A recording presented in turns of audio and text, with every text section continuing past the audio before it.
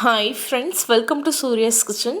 இன்றைக்கி இந்த வீடியோவில் ஒரு கப் ரவை வச்சு ரொம்ப ஈஸியான ரவா லட்டு எப்படி செய்கிறதுன்னு தாங்க பார்க்க போகிறோம். இந்த ரவா லட்டு செய்கிறதுக்கு அதிகமாக நெய் தேவைப்படாது. வெறும் 2 டீஸ்பூன் அளவுக்கு நெய் இருந்தாலே போதும். பிகினர்ஸ் கூட ரொம்ப ஈஸியாக செய்யலாம். வாங்க இப்போ இந்த ரவா லட்டை நம்ம எப்படி செய்கிறதுன்னு பார்க்கலாம். இப்போது இந்த ரவா லட்டு செய்கிறதுக்கு ஸ்டவ்வை பற்ற வச்சு ஒரு பேனை சூடு பண்ணிக்கோங்க.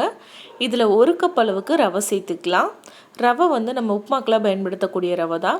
எந்த ரவை வேணாலும் நீங்கள் எடுத்துக்கலாம்.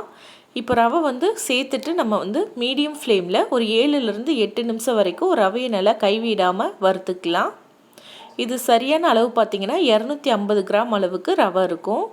உங்கள் வீட்டில் இருக்க ஏதாவது ஒரு கப்பை பயன்படுத்தி அளந்து சேர்த்துக்கோங்க. அதே கப்லேயே மற்ற பொருட்களையும் அளந்துக்கோங்க.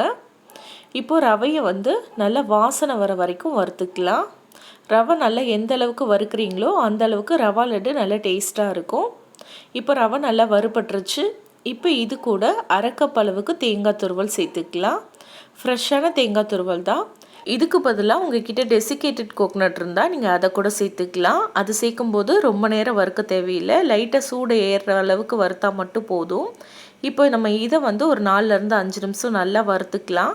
அப்போ தான் ஒரு 10-15 நாள் லட்டு இருந்தாலும் கெட்டு போகாமல் இருக்கும். நல்லா வறுத்ததும் ஸ்டவ் ஆஃப் பண்ணிடுங்க. இப்போ நம்ம ரவை எடுத்த அதே கப்பில் 3/4 கப் அளவுக்கு சர்க்கரை கூட 3 ஏலக்காய் சேர்த்துக்கோங்க. வாசனைக்கு ஒரு மிக்ஸி ஜாரில் சேர்த்துட்டு நல்லா நைஸாக பவுட்ரு பண்ணி எடுத்துக்கோங்க. நல்லா நைஸாக பவுட்ரு பண்ணதுக்கப்புறமா நம்ம வறுத்து வச்சுருக்க ரவை தேங்காய் கூட சேர்த்துக்கோங்க. சேர்த்து நல்லா கலந்து விட்டுருங்க. இப்போ நம்ம ஸ்டவ் ஆஃபில் தான் இருக்குது. இது நல்லா நம்ம கலந்து விட்டதுக்கப்புறமா ஆன் பண்ணிக்கலாம். இப்போ சர்க்கரை பொடியை நல்லா கலந்து விட்டதுக்கப்புறமா ஸ்டவ்வை வந்து ஆன் பண்ணிக்கோங்க. ஆன் பண்ணிவிட்டு மீடியம் ஃப்ளேமில் வச்சுக்கோங்க. மீடியம் ஃப்ளேம்லேயே வச்சுக்கோங்க ஸ்டவ்வை. இப்போ இது கூட நம்ம ஒரு 1/4 கப் அளவுக்கு தண்ணி சேர்த்துக்கலாம். நார்மலான தண்ணி தான், சுடு தண்ணி கிடையாது. நார்மலான பச்சை தண்ணி தான். 1/4 கப் அளவுக்கு மட்டும் சேர்த்துக்கோங்க போதும். சேர்த்துட்டு மீடியம் ஃப்ளேம்லேயே வச்சுட்டு இதை நல்லா நம்ம கலந்து விட்டுக்கலாம். நம்ம தண்ணி சேர்த்துருக்கிறதுனால இந்த சர்க்கரை எல்லாமே நல்லா கரைஞ்சிட்டு ரவையோட கோட்டாகி நல்லா வந்து கலந்து வந்துடும். ஒரு 2 நிமிஷம் தண்ணி சேர்த்ததுக்கப்புறமா மீடியம் ஃப்ளேம்லேயே வச்சுட்டு நல்லா கைவிடாமல் கலந்து விட்டுக்கோங்க.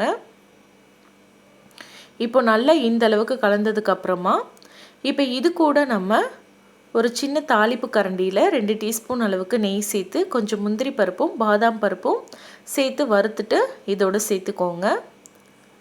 சேர்த்துட்டு இதை நல்லா கலந்து விட்டுக்கலாம்.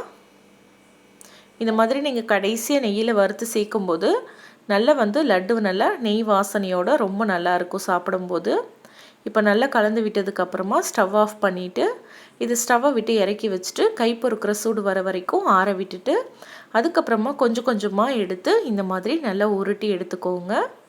நல்லா உருண்டையாக நல்லா ரவுண்டாக உருட்டி எடுத்துக்கோங்க. பாருங்கள், ரொம்ப ஈஸியாக இருக்கும். லட்டு பிடிக்கிறதுக்கும் ரொம்ப கஷ்டமாக இருக்காது. கையில் அதே மாதிரி ரவை வந்து அதிகமாக ஒட்டாது இந்த மாதிரி நீங்கள் செய்யும்போது. இப்போ இதே மாதிரி நம்ம கொஞ்சமாக எடுத்து அதே சைஸுக்கு நம்ம உருட்டி எடுத்துக்கலாம். எந்த சைஸுக்கு உங்களுக்கு லட்டு வேணுமோ அதுக்கேற்ற மாதிரி எடுத்து உருட்டிக்கோங்க. இப்போ அவ்வளோதான், நம்ம எல்லாத்தையும் உருட்டி எடுத்தாச்சு. 1 கப் ரவைக்கு 12 லட்டு வந்திருக்குங்க இந்த சைஸுக்கு. ஸோ இதை வந்து நீங்கள் 10லேருந்து 15 நாள் வரைக்கும் ஸ்டோர் பண்ணி வச்சு சாப்பிடலாம், கெட்டு போகாது. ஸோ கண்டிப்பாக இதே அளவுகளை சேர்த்து இதே மாதிரி நீங்களும் செஞ்சு பாருங்கள். செஞ்சு பார்த்துட்டு எப்படி வந்ததுன்னு மறக்காமல் கமெண்ட்டில் ஷேர் பண்ணுங்கள். இந்த ரவா லட்டு ரெசிபி உங்களுக்கு பிடிச்சிருந்தா லைக் பண்ணி ஷேர் பண்ணுங்கள். சப்ஸ்கிரைப் பண்ணலைன்னா மறக்காமல் சப்ஸ்கிரைப் பண்ணிக்கோங்க. தேங்க்யூ.